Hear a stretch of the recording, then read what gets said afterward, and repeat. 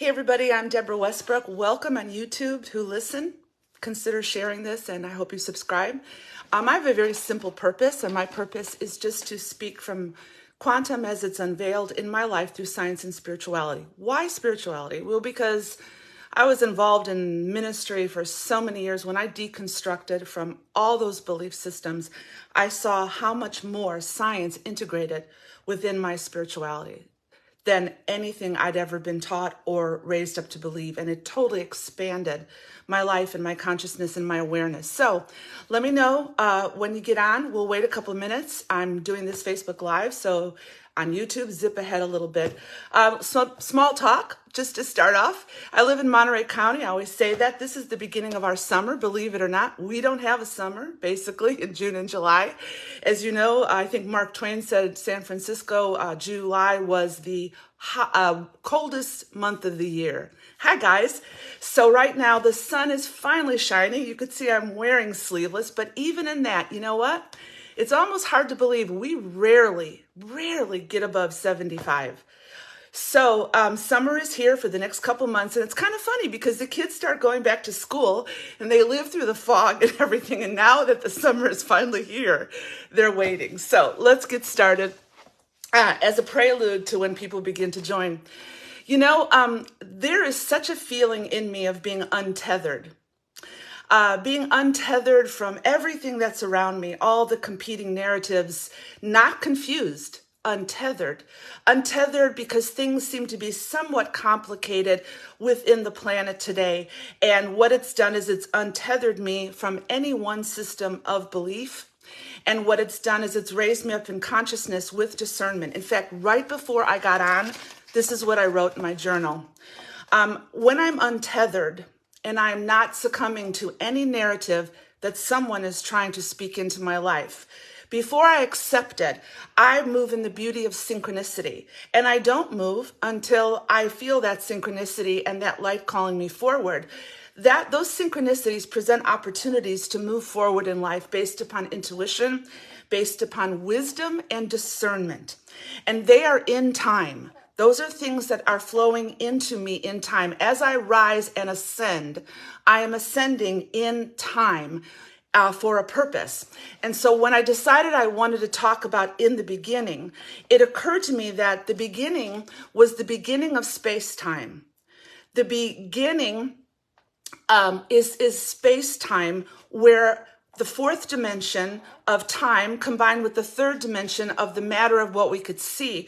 So if we look back at the Big Bang or anything where we believe Genesis refers to, when it says, in the beginning God said, that was the beginning of time. I want you and me to recall that time on a broad spectrum is chronos, which means time flows through space-time, and much of our life is lived in time. That is not a bad thing. It is not necessarily an illusion.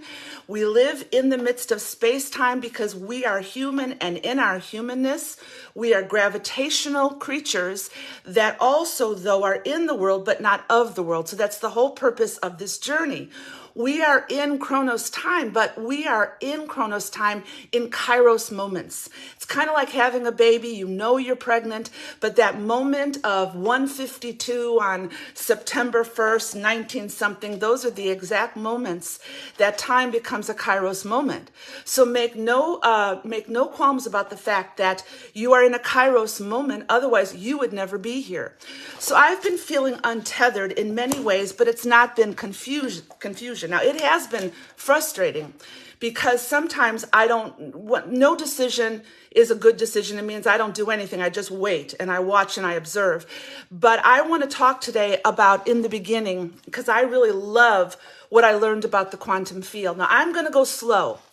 And because some of this stuff took me reading it 2 or 3 times, but I really believe it's going to help you. Now, my last Facebook post said this. It said that I'm not designed, my unique design, my creative expression in time, in this Kairos moment into which I've been incarnate.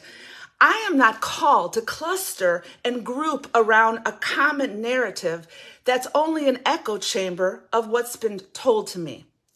I am called to be an authentic expression. I am not called to conform to an exclusive idea. That's the epitome of being locked down, whether that's through government, religion, culture, whatever. You are not called to live that type of life. Because when you're designed to be unique and when you begin to flow untethered in a greater reality of oneness and awareness, what you decide is that you begin to expand, and others that are expanding with you come into your life in a resonance, and that is divine unity. Unity is never coordinated. It's never formed in words. It's not formed around a system or a person. Unity is dependent upon a love energy that is flowing through my life, that is flowing through your life. And what happens then is that you then coalesce with other people. And when you do that, creativity expounds, because we're not meant to live in an isolated chamber. We're not meant to live that way. We're meant to live in free creative expression. Now, let's talk about this verse, okay? I'm going to dissect Genesis in my way. It says, in the beginning, God, the divine mind, because God, according to quantum physicists who appear to be sometimes more supernatural and more spiritual than many religious people that I know, when they came to the end of their journey and they've studied and studied and studied, they come to the conclusion there is someone, something, somehow beyond and behind the intricacies of this beautiful creation. And this divine mind is based upon thoughts. And actually, I want you to really understand this, and I'm going to say it very slowly. We talk about energy producing matter, but energy is not the least thing that you dissect down into. It is the mind. It is information. It is thoughts. If they take apart my brain, they're never going to find my mind, because my mind is in the essence of the all. My brain is the software that works with my mind to bring things from the quantum field with my heart into reality. But my mind cannot be described. It cannot be pinned down. So in the beginning, the divine mind wanted to emanate from the thoughts of the divine mind into a creation that was intricately designed according to the beauty of life. So this divine mind created shape and form. Now, I know I love math, but you know what? I know most people I know, they don't like math. But whether you like it or not, when it says that God, the divine mind, created shapes and forms, there had to be an image that was projected into and emanated into what is now the universe that came in a form, and we call that sacred geometry. And sacred geometry are symbols that are mathematical symbols, geometric symbols that are found throughout all creation, from the essence of your DNA to the essence in your heart to the way the universe is designed. There are circles and hectagons and triangles that form the basis. So God's thoughts manifested a form that underlies all of creation, even you, even me. You are not by accident. You are a form divinely integrated within the mind of God. That is why we have to start taking charge of our own body, soul, and spirit, the whole beauty of who we are. We cannot give control to anyone else to tell us how we're going to integrate this beautiful life. That is why Greg Braden and Lynn McTaggart and Bruce Lipton and Dispenza all talk about the power of your humanity. And this is exactly the fight that is on right now with AI. To diminish the power of your humanity, somehow it's flawed. It is not flawed. We have just not been taught the power of our body to heal ourselves, to believe in the self-regulation and the power of our heart. That is what I study, but it is not what I teach. So that is what you will have to go and you will have to think about. So the earth was formless. There was no form. It was not darkness. It was not a void. It was essence. Let me say that again. The divine mind is essence. It is not energy. It is not projected matter. The divine mind, God, is essence. And in the essence, that is the all of wholeness. and it is really not able to be talked about in words. If you lower God down to a linear understanding of language, you have created a religion, and that is all around us. But when you rise up in the mysteries, that some things you are never going to be explained, but you are going to understand by the intuition of discovery that flows in you, you will see that you are a created form manifested in this visible energy, but you came from within the divine mind. You were not created, you emanated out of the divine mind. So it says, in the beginning, this divine mind created. How do you create? You have to have an image in your mind. Thoughts have to flow into an image.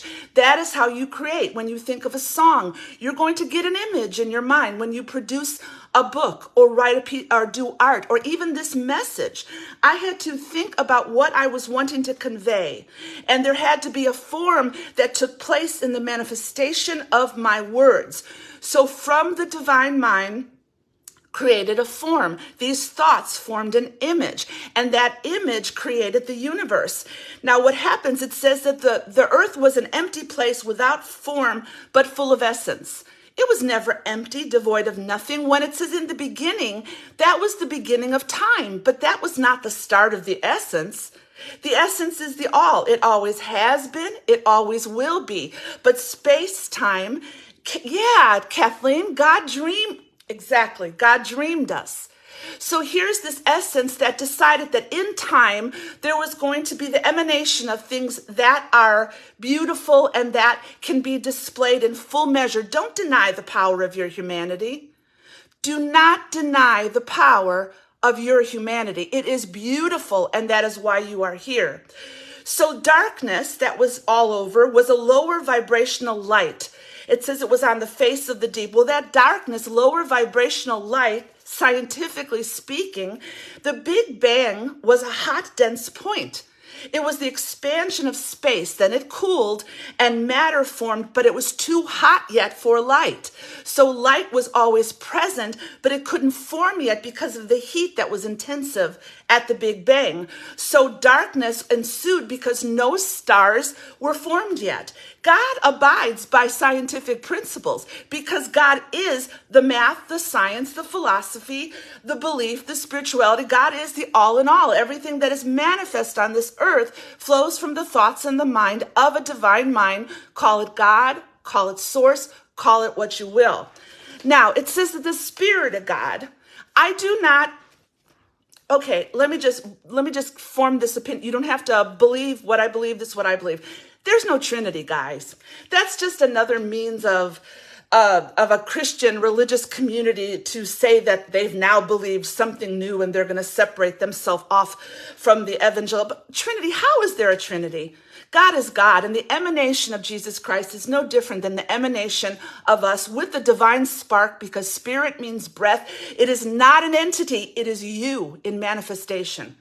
The Spirit is you in manifestation. There is no Trinity. The Trinity was just proposed, I believe, at the Council of Nicaea in an attempt to provide a duality once again, which leads to the control of people's thoughts. I'll leave it at that. So the Spirit of God, this divine breath in you that flows forth from the thoughts, from the image as you speak, you are not a separate entity. You also are hovering over the face of your expansion. You are hovering within the context of your creative expression. And you yourself, as an emanation of God, is constantly saying, let there be, let there be, let there be. Putting out intentions into the quantum field, into God, to manifest the intentions that will start as a thought or an image in your mind. But unless it is coherent with your heart and it is in full alignment with your gut, the gut chakra, there will be no manifestation. Because if you just try to manifest something from your mind, then all you're doing is putting something into linear time that does not hold the essence of the limitlessness and the power of the energy that flows through your life from the field. We don't do that. And we did, didn't we? I did. So now all visible things, everything that you see needs an underlying image to appear in the visible world.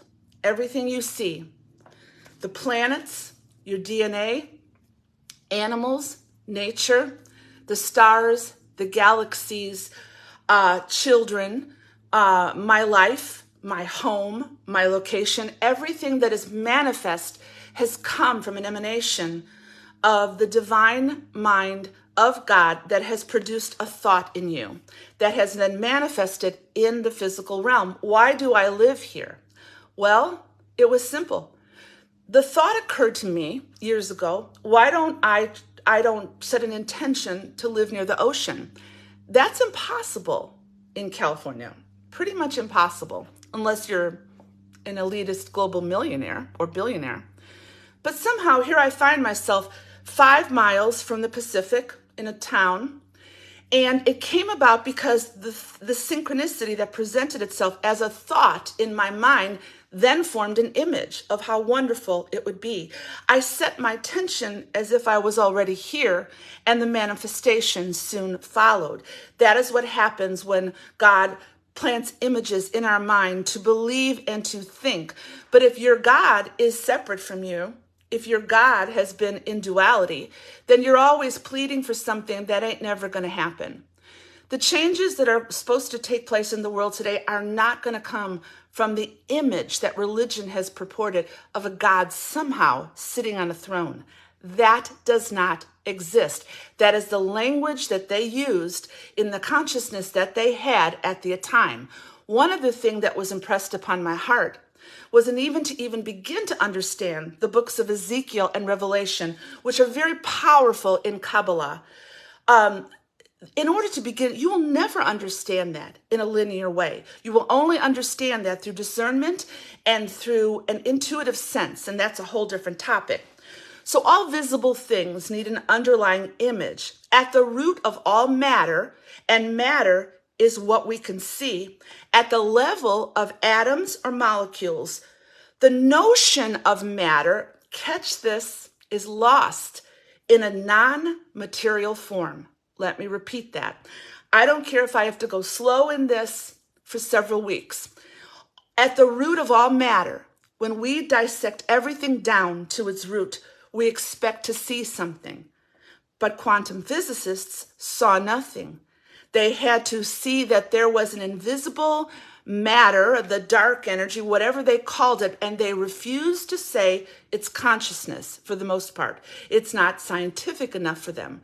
So at the root of all matter, at the level of atoms and molecules, when they dissect, they didn't find something deeper. They found essence. And they called it a non-material form, and they called it a non-empirical virtual reality.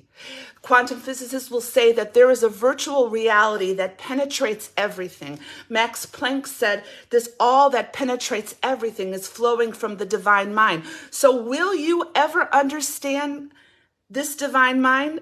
No. So why don't you just live your life according to the essence of this divine mind flowing through you, and stop sitting in a pew every week of people trying to bring God to a linear level of your understanding? That is not life. That is enslavement, and it is captivity. So now, the word matter has an interesting connotation. When matter flowed from God, we're never taught, don't get me started, we're never taught that the divine feminine has any place in the reality of creation. We're always taught throughout all of Scripture, it's always He. God is He, this is He, this is He. And there is no indication that within each of us, there is the divine masculine and the divine feminine, which was present at the dawn of creation. In the beginning, there was matter formed, and the word matter comes from the Latin materia, and mother is matter. Matter is the mother of all, something sacred. So something sacred was birthed into the womb of the universe out of the divine masculine and feminine of the divine mind. You can't birth with just the divine masculine. You cannot.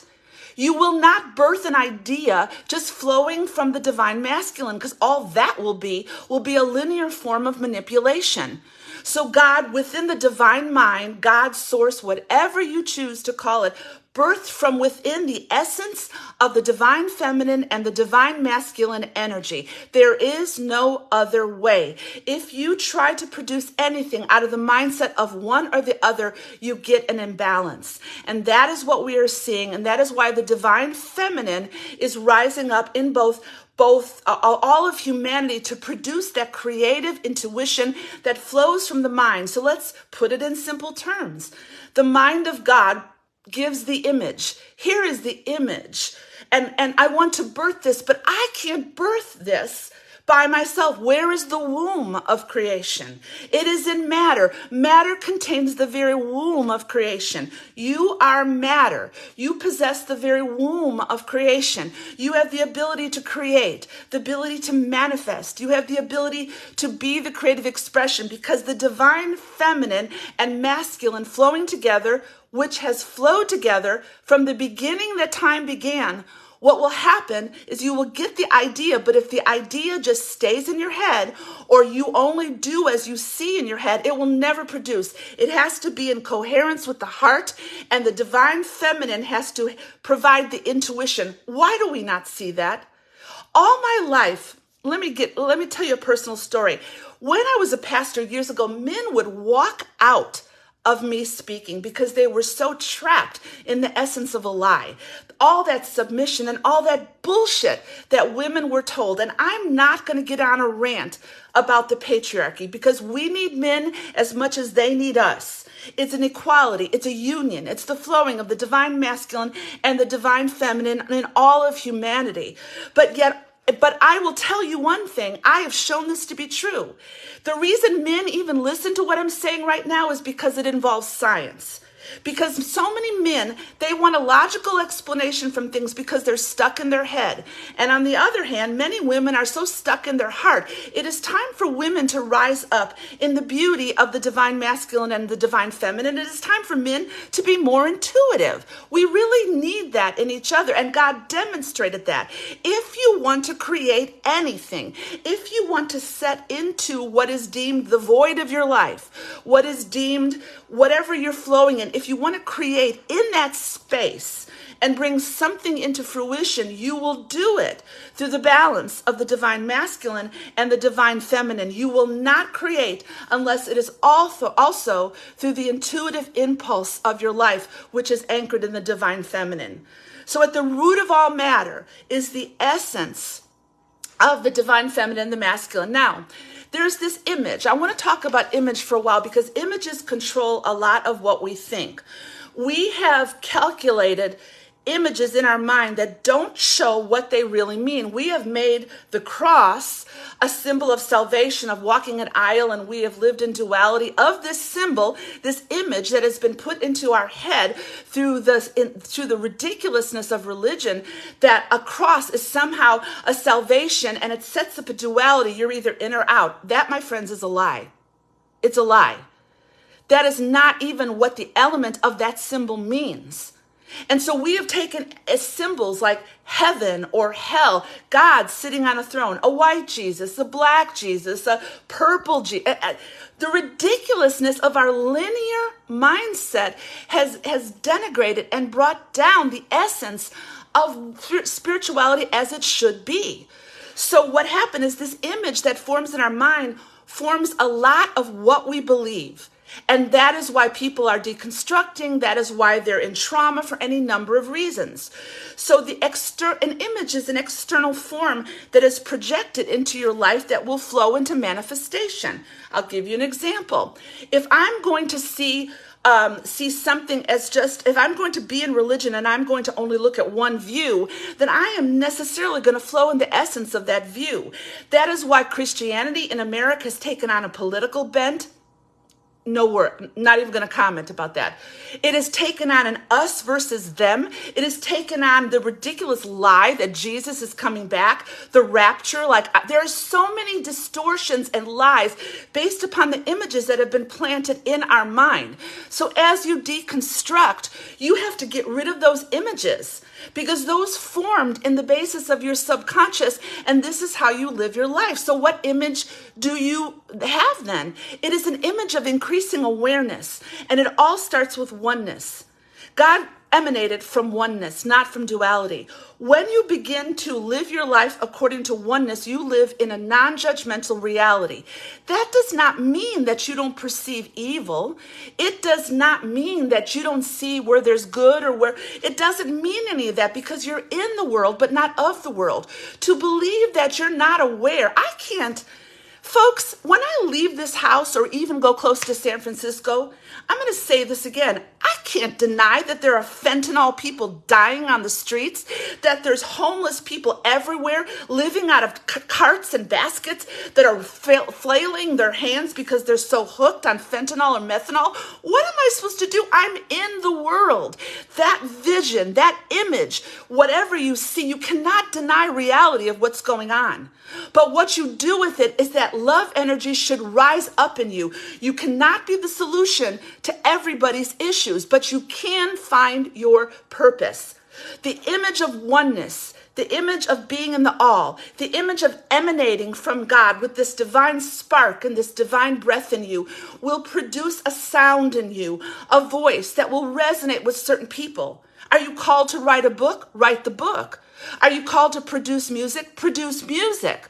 Are you called to do sculpture or painting? Are you called to travel? Are you called to lead people? Are you called to be a mother? Are you called to raise children? Are you called to be a teacher? Are you called to be a doctor? Be it. Because that is the emanation of the image of creativity that you have within your heart and within your mind. That is what makes us so unique. We're not supposed to be alike. The emanation of God flowing through us is not anchor us. It untethers us into a greater reality of oneness. And when Jesus said, I and the Father are one, that was a door that unless you begin to walk through that, you will never experience the essence of the beauty of your life. So images they should be the frequency of love in your life, not fear. You should not have images of death or dying or of all kinds of things that are coming in the atmosphere that you have to guard up and put this on. Oh my God, are you not greater than this? Are you not greater? I'm not saying to alleviate all sense of common sense, but your discernment is greater than the lies that are perpetrating the environment right now. So these images that are formed, change the images. Change the images and you'll change your person. And changing the images means that you will walk through a time where you will appear to be untethered. All of us do. So the image, you're not in Adam, you're not in Jesus. Okay, they're great examples. That's a whole religious deconstruction. Listen to Dr. Kay Fairchild. I want to also say one other thing. I want to just add a little something in here. I listen to Dr. Kay when I walk.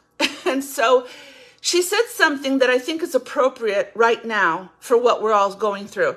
She said, no one took Jesus's life. He laid it down. This is exactly what I'm talking about, folks. No one has authority within any degree of your life. And the only person that can lay that life down at the choice that you choose to lay it down is you. You do not lay it down to someone else's image that they're projecting in your life. You do not lay it down in the image of fear or control or anxiety. You have control. So you are flowing from the emanation of God with the divine breath and the divine spark within you to look at the void of your life, the confusion of your life, the anxiety or whatever, and you start believing in oneness, that you don't look outside yourself for answers. You look at your heart, and this is going to take some work on your part. You can't just listen to me and expect to change. I didn't listen to you and expect to change. I changed because I set an intention. Now, I'm going to keep going on this in the coming days. Now, I want to say one thing about inner images when it comes to things like archetypes. I'm not a psychologist or psychiatrist, but we know that there are archetypes that have embedded in the subconscious, in the collective conscious of humanity, that we abide by. I've not studied that, but I do know they make sense. So those images that are in the collective conscious, you need to be very aware of and don't take them all on. Right now, fear is in the collective consciousness. Grief is in the electric consciousness. People, they're lost somewhat. And the ones that aren't lost, they're living in a bliss that does not exist. Now, let's talk about quantum. Let's go. All in the real world first existed as a state in the cosmic field of potentiality. What does that mean? That totally syncs with spirituality. What quantum physicists are saying is that when I dissect everything down, I expect to see something, but I see nothing. You think you're going to dissect God down to an understanding where you can pin him to a throne or a man or a time or a season or a church or a doctrine? That's ignorance, folks. So science itself shows us that all the real world first existed as a state. What is a state? I'm going to try to give it to you as simple as I can because I don't know how many of you like science or don't like science, but a state is like a field in the quantum realm. Gravity is a state, electromagnetism. So there is a state and there is a field in the electromagnetic, in the gravitational. There is a field in the quantum realm where the divine mind creates all these different things. And the state is not nebulous. It is a field in quantum realities. It's not, listen, let me be the science. I taught biology in high school years ago. Let me be the science teacher. A state is invisible. It's not particles. And it's not recognized as energy. You know how lately all we've been doing on Facebook is talking about energy this and energy this? Okay, that's a good starting point. But that's not the ending point, or even that's just the beginning point into a whole new realm. Remember, you can't bring anything down to a level of understanding of the all. The all is the essence. The all is the field. The all is you. You are the field. You are in the field, as the field, through the field. There is no other way to describe it. And when people ask me to pin it down, I know they're asking me from a religious mindset. Because a religious mindset always wants to pin something down to a linear understanding. If quantum physicists said they don't understand quantum physics, yet it totally perpetuates their spirituality, who are we to say any different? So knowing that I'm never going to be able to pin God down to a linear time understanding where I'm going to put God in a box, why don't I just flow in the essence of oneness and see where it takes me? Why don't I be free to actually believe that if I set up intentions, those intentions from the thoughts and the mind and the heart will manifest?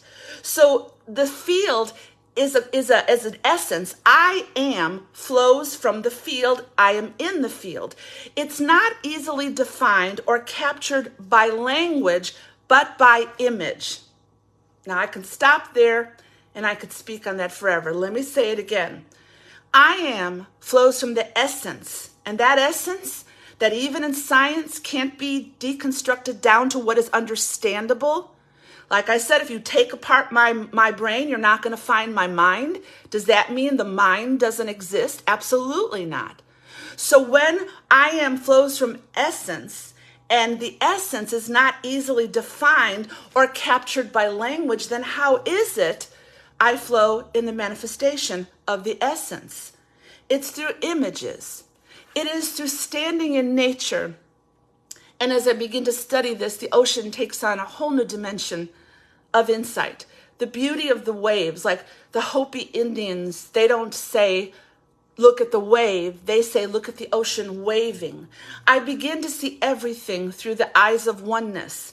I begin to see the dregs of humanity as well as the essence of anything else, the worst things and the good things, my heart of empathy, my heart of love, my heart of compassion goes beyond language.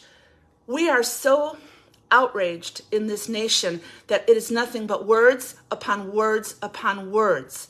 Somehow the essence of who we are, moving in the power of love and in sovereignty and authenticity, must realize that how I convey this ascension in my life is through service to humanity. How are you serving humanity? How am I serving humanity? So this I am that flows, it can't be captured by language. How ridiculous. Do you understand what I'm saying? You're going to put God in a box and say that he's only bound by Christian principles and Hindus are liars and Muslims are liars and Buddhists are liars. That's narcissistic. That's narcissism at its finest. To think that you have the audacity to divide the world up into sections and you're sitting on your throne dedicating on what can and cannot happen. That is the essence. I can't even contain it when I see stuff like that.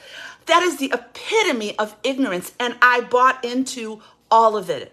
So yes, observation, it's captured through tears. Tears are a language. Laughter is a language. Energy is a language. Essence is a language. Resonating with people, that's a language that goes beyond words, but goes beyond understanding and explaining. And let me say something. In that essence, you will develop a language, but it will not be a language based upon the dualism of Christianity. It won't be that language. And it will be a language of oneness. It will be not exclusive. It will be inclusive. And it will be so full with love that is accompanied by discernment and wisdom. So this state, these fields of which the divine mind emanated and produced a form, they're, believe it or not, they're expressed in math. Maybe that's why everybody... maybe that's why everybody hated math so much, because it was the ability that you're not going to see math for what it really was, the beauty of geometric structures. Remember a while back, I just lightly touched on the tree of life, which is a Kabbalah sacred geometry principle that shows the essence of ascension in God and how balance is balance in the essence of ascension. Well, that geometrical figure of the tree of life has power. A circle has power. How did you start life? As a sphere. You were one cell.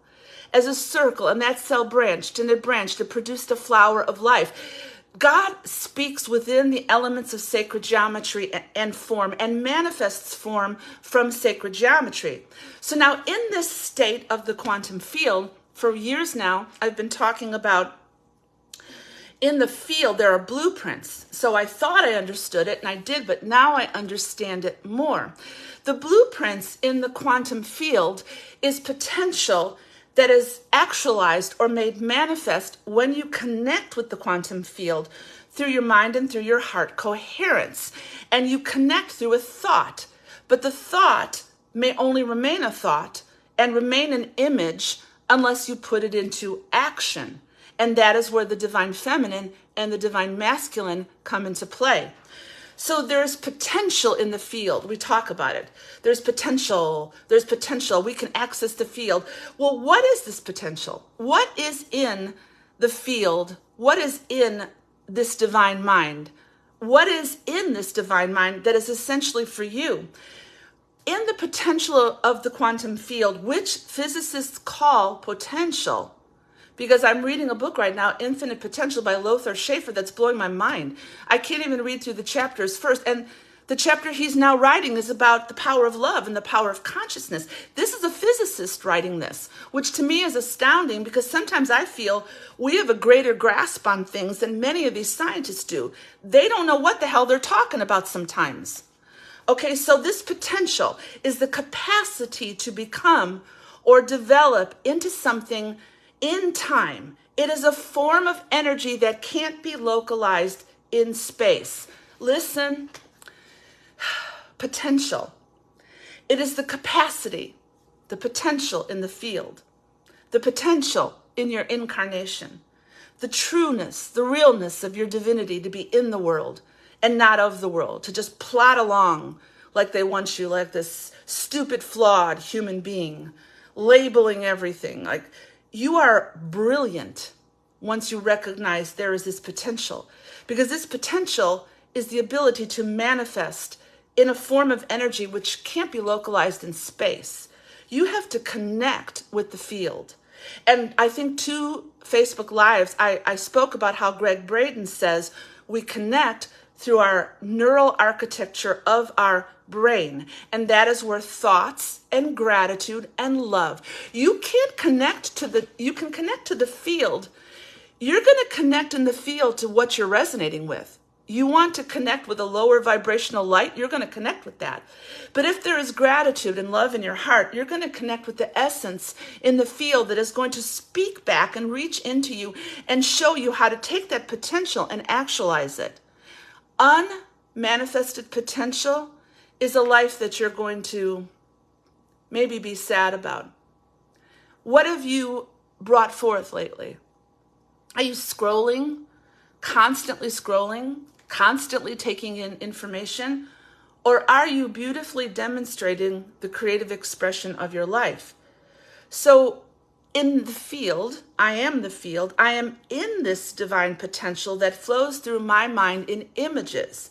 But if the images in my mind are of a lower vibrational energy and they are formed through being pulled down into a narrative that is very linear or very constricted, that is as high as my life will go. If I don't walk down an aisle, I am going to hell. If I don't make a salvation promise, I am going to hell. You are locked down into an exclusive aspect of religion that is not, nowhere in all my Christianity did anyone ever want the creative expression of an individual to come through unless it was according to their principles and their mandates. That was it. You can't even debate me on that because there's no debate on that. There is no creative expression in the church today. There is only mimicry, and there is only outrage, and there is only trying to find a linear God that could help them through this without realizing the oneness. So this cosmic field of potentiality, it exists in every particle of the universe in different ways, in different methods, in different realms of consciousness. Everything is consciousness, and everything is in the consciousness of the divine mind. In this book, Biocentrism, by Robert Lanza, he talks about animal consciousness, how it's of a different realm, how dolphins have echolocation, and how they can send out signals when they find an area of food. The signals will go out and other dolphins will come through. Where are those thoughts going? How are those thoughts being transmitted? Is echolocation simply electricity, or is it consciousness? Animals have a degree of consciousness. Do you have a dog? Have you ever looked at your dog and felt the love of your dog? Have you ever looked at your dogs and been brokenhearted when your dog has passed on, or your cat? Have you ever realized the consciousness of nature? I don't know about you guys, but to me, I go to the ocean almost every other day, and the ocean speaks.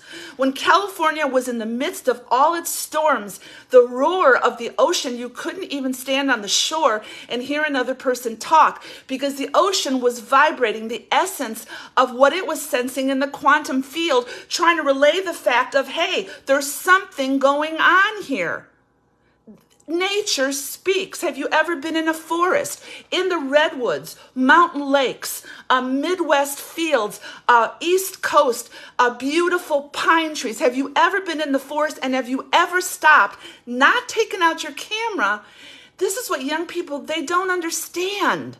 You can stand in the middle of a forest or at the ocean, and you can sense the vibration, and the image will come into your mind of what creation is saying. Because at some level, animals have consciousness, nature has consciousness. Why? Because consciousness is the cosmic property of the quantum field of the all, and it is from the divine mind. The divine mind does not create anything unless it creates it within a realm of consciousness. Otherwise, it would not be alive. It would not be vibrating. Everything has consciousness. A few more things, and then I'm going to have to stop and go next week into the power of images. So the cosmic field of potentiality exists in every particle of the universe. The quantum field is reality. It's spread through the universe, but it is not matter or energy. It is states of potential that you access. So you access it. It is made up of forms and numbers and information that translates into matter. There are examples of sacred geometry, which I'll give you in a moment. So what makes me human? Here I am with access to all this and all these deep thoughts and all these high thoughts of awareness. Well, what makes me human is my desire that is innately, people, listen. Please don't let anybody tell you who you are. Please don't do that. How many of us have lived for years being told who we are, what we believe? What makes me human is my desire to actualize and manifest the potential in the divine mind. I use my mind and my heart to tap into the cosmic field of potential in order to make dreams a reality. Now, let me leave you before next week with a couple of examples. I'm not sure where I'm going in all this. All I know is that I love it. It's me. Whether people listened or not listened, it's me. It is expanding my life in so many ways. So let me tell you about these forms that were in the mind of God. And in order to manifest these forms, they had to come into some type of cohesion. Look at your body. Look at who you are. You are cohesive. You are coherent. If you start looking at how beautiful and intricate your body flows in the correlation of all your inner organs, in your brain neurons, in the vagus nerve, in order to connect to the pineal gland, what's in your brain, what's in your heart, what's in your gut, the chakras, the aura. When you realize all of that, you realize that you are beautifully and wonderfully made. Have you realized that? So you are also made in a form. My humanity is my form. And as I said, it is based on sacred geometry, even down to my DNA. So let me say a few things about sacred geometry before I leave. Okay, so here's the geometry. Sacred geometry is considered an ancient science that explores and explains the patterns that create and unify all things. Thought forms in the mind of God provide the energy blueprints for all physical existence. I am a thought form in the mind of God, not energy, but essence, before time began. There's a lot of courses on sacred geometry. I'll put it out. It's a broad topic. Sacred geometry is a deep topic. There are people that are really experts at this, and it's very interesting. So I am a thought form in the mind of God that forms an image. I am made in the image of God. I am as God. I am God in physical form. Everything that has emanated from God flows through me in the essence of who I am, and I am a form. That's why it doesn't matter what color your skin is. It doesn't matter how tall you are, big, small, whatever, from whatever nation you come from, the form in which you manifest is beautiful in the mind of God. There's no place for division or racism when you believe that every form is beautiful in the mind of God and is created exactly in the mind of God, and it manifests in the way it is intended to manifest. So this thought form, these patterns, like the sacred geometry patterns of my body, the universe, nature, they hold the sequence of materialization. Wow.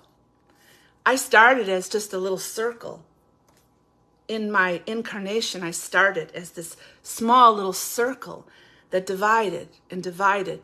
Was there life in the circle? How can there not be life in the circle?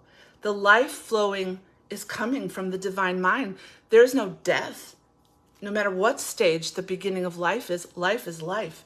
You can't delineate when it becomes life. It's life because it flows from the emanation in the womb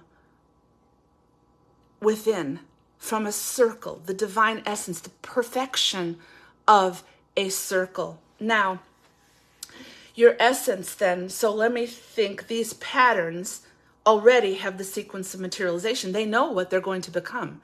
There's the essence of the form. When the universe was created, the form that was manifest, it then realized itself as the form. It didn't become anything other than what it was called to be. So in your humanity, you are the perfection of form. Don't let anybody tell you otherwise. You are the perfection of form. You're not flawed. So let me give you some examples before I end. And I'll talk about, I'm fascinated by this topic. So sacred geometry, which is the forms that are flowing from the divine mind, reveal the precise way that the energy of creation organizes itself. It is said that every natural pattern of growth or movement comes back to one or more geometric shapes. So the molecules of our DNA, the cornea of our eye, snowflakes, flower petals, crystals, a shell, the stars, the galaxy we spiral within, the air we breathe, and all life forms out of geometric codes. These codes are beyond energy and beyond the deconstruction of anything that can be seen. These are the codes that flow from the essence that manifest as you, as the sun, as the dog, as the ocean, as the tree. God is so incredibly awesome and so filled with love that it is not even conceivable in my mind to describe what this means. Quantum physicists say that if you can pin quantum physics down with an understanding, you don't understand quantum physics. So when I started this journey, it was a journey of integration, and I'll end with that in a minute. So I'll go into sacred geometry a little bit next week, but let me end with this. Let me end with something personal. As I'm reading Lothar Schaefer's book, this is how you will find your essence from the path that you're designed to follow. I was untethered for so long. I knew that there was a brilliance inside of me that I wanted to get out. I didn't know how to get it out. So I experimented. I had a lot of I looked at all my Facebook Lives over the past several years, and I went in so many different directions in order to integrate so much into what I'm speaking today. I know that I am integrating into a new birth. That new birth has nothing to do with religion. It is a new Deborah coming forth in the essence of a divine mind that is flowing, that nothing will deter her. I have no desire to go off a different path. I have no desire to compare myself. I have no desire to seek affirmation. I have no desire to be understood. I have no desire in me. The only desire in me is to bring forth out of the essence of my heart one thing that will start you on a path of curiosity. That's all. That's all I want to do, is to help you get out of the essence of control and a linear mindset and realize there is so much more. So in this book, he talks about the integrative approach to life. And he said, now is the time when science is going to start integrating at a greater realm of spirituality than ever before. I believe it started with Lipton and all those people, but now there are others coming forth. There are others coming forth integrating the personal examples of how this is helping. So what am I saying? What I'm saying is that my whole purpose in life has been simplified to something very simple. I am telling you, I don't compare. I have no other path to go on right now. This is it. And I believe many of you, Renee has a path. Renee Gade, she has a path and she's sticking to her path. Kay Fairchild has a path and she's sticking to her path. That doesn't mean that they're just stuck. It means they're flowing in the essence of the expansion of the path they're on.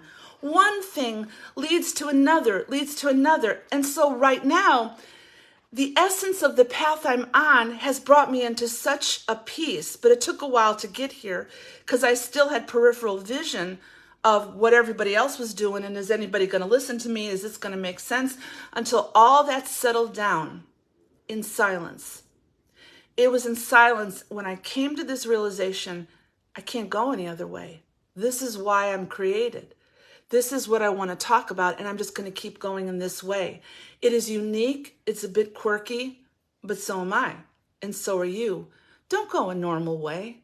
Don't go a way that you think. Don't seek to be understood. Don't seek to be liked. Just seek to go. And Stephen Morris, I want to say something. Your posts lately have just zapped you up a little bit. It's like you're reaching into the depths like I am and like others are. So I want to encourage you today, go with this. Run with this. You can't be me. You can't follow my path. The true sign of leadership is to go behind people and to just encourage them to outpace you. And I will tell you, the young generation, they truly need to hear this because they are captured in the essence of a virtual reality that is playing a number on their senses and on their feelings and on their emotions and on their identity. And we don't want that because no one is teaching this. So I want to encourage you today, without being cliche, just to be you. Find out who that is. Thank you for listening. Thank you, Kay. Thank you, Kathleen. Thank you, Kat. Thank you, Stephen. Thank you, Tender Ann. Thank you, Jenna. Thank you for everybody. Thank you, Elaine. Thank you for watching. And one day, I hope I can listen to you talk about this. Thank you, Alea. Thank you. So thank you. I am filled with joy. Why? Because I'm just being me, and it feels good. Love you guys. Thank you, Tanya. I love you.